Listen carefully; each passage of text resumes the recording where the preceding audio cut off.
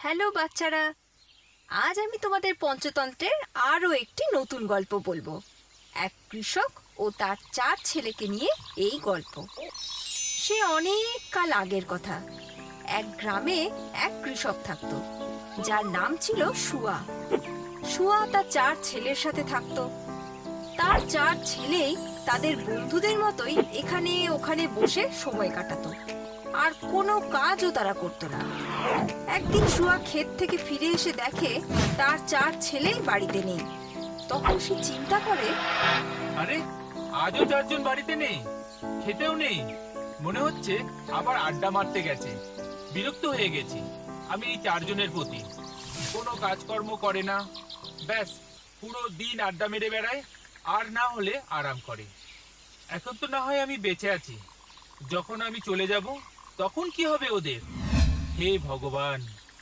এইভাবেই ওই কৃষক প্রতিদিন চিন্তিত থাকতো এবং নিজে খেতে গিয়ে মেহনত করত। একদিন সুয়া তার স্ত্রীকে বলল, শোনো, ছেলেদের জন্য আমার ভীষণ চিন্তা হয়। এখন তো আমি সুস্থ সবল আছি, খেতে গিয়ে কাজকর্ম করতে পারি। এরপর যখন আমি বুড়ো হয়ে যাব তখন কি হবে? ওদের তো কাজ করার অভ্যেসই নেই। সুয়ার স্ত্রী তাকে সান্ত্বনা দিয়ে বলল, তুমি অত ভেবো না, তাড়াতাড়ি সব ঠিক হয়ে যাবে। ছেলেরা ঠিক সবকিছু বুঝবে। তুমি নিজের শরীরের খেয়াল রাখো, তুমি অসুস্থ। এভাবেই দিন কাটতে থাকে। একদিন সেই কৃষক খুবই অসুস্থ হয়ে পড়ল। বয়সও হয়ে গিয়েছিল। তার মনে হতে লাগলো যে তার বাঁচার দিন ক্রমশই কমে আসছে। ছেলেদেরকে নিয়ে সুয়া তার স্ত্রীকে বলল, শোনো, আমার মনে হয় আমি আর বেশি দিন বাঁচবো না। তুমি বরং আমার 4 ছেলেকে এখানে ডেকে নিয়ে এসো, আমি ওদের কিছু বলতে চাই। সুয়ার কথা শুনে তার স্ত্রী 4 ছেলেকে ডেকে নিয়ে আসে। দেখো বাচ্চারা, আর বেশি দিন নেই, তাই আমি তোমাদের কিছু বলতে চাই। আমার কাছে সময় খুব কম। যদি পারো তাহলে তোমরা 4 জন আমার সাথে খেতে চলো। দেখো, আমি অসুস্থ, আর বেশ কিছুদিন হলো আমি খেতেও যাইনি। জানি না আমার ক্ষেতের কি হাল হয়েছে। আমি এতকাল যে মেহনত করেছি তার ফল আমি তোমাদের দিতে চাই। তোমরা আমার সাথে খেতে চলো। এ কথা শুনেই সুয়ার 4 ছেলের ঘাম ছুটে গেল। তারা মোটেই খেতে যেতে চাইছিল না। তখন সুয়া তাদের বলল, দেখো, আজ পর্যন্ত আমি যা মেহনত করেছি তা তোমাদের জন্য। তোমাদের সকলকে বলতে চাই যে আমি শ্রম করে যা কিছু উপার্জন করেছি তা সবই এই ক্ষেতে পুঁতে রেখেছি। তোমরা একটু মেহনত করে মাটি খুঁড়ে সেই খাজানা বের করে নিও এবং নিজেদের মধ্যে ভাগ করে নিও।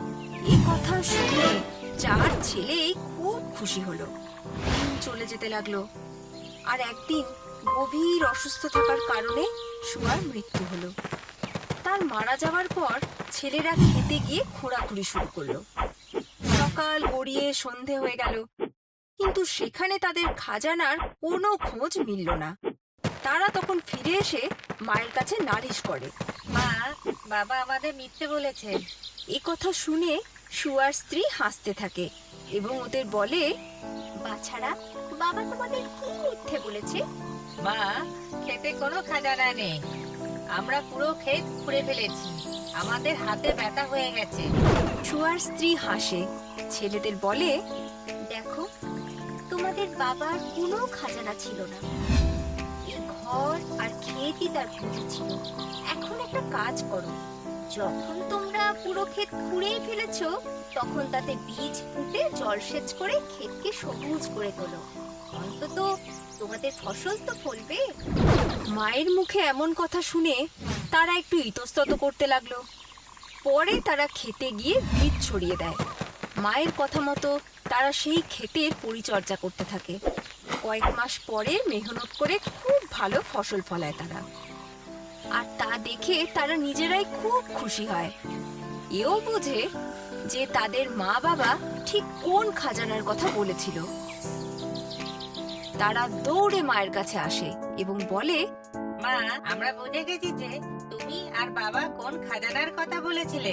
এই গ্রামে আমাদের ফসল সব থেকে ভালো হয়েছে, আর এই ফসল থেকে আমরা খুব ভালো মুনাফাও করতে পারবো। আর এটাই হলো আমাদের খাজানা। শুয়ার স্ত্রী ছেলেদের এই কথা শুনে খুব খুশি হয় এবং বলে, বাছা, এটাই তো তোমাদের বাবা তোমাদের বোঝাতে চেয়েছিলেন, যে তোমাদের পরিশ্রমই হলো তোমাদের আসল খাজানা, যা কেউ তোমাদের কাছ থেকে কেড়ে নিতে পারবে না আর চুরিও করতে পারবে না। আর তখন থেকে শুয়ার ছেলেরা প্রতিদিন খেতে গিয়ে সকাল সন্ধে কাজ করতে লাগলো। তাহলে বাচ্চারা, এই গল্প থেকে আমরা এই শিক্ষা লাভ করলাম যে আমাদের কখনোই পরিশ্রম করা থেকে দূরে থাকা উচিত নয়।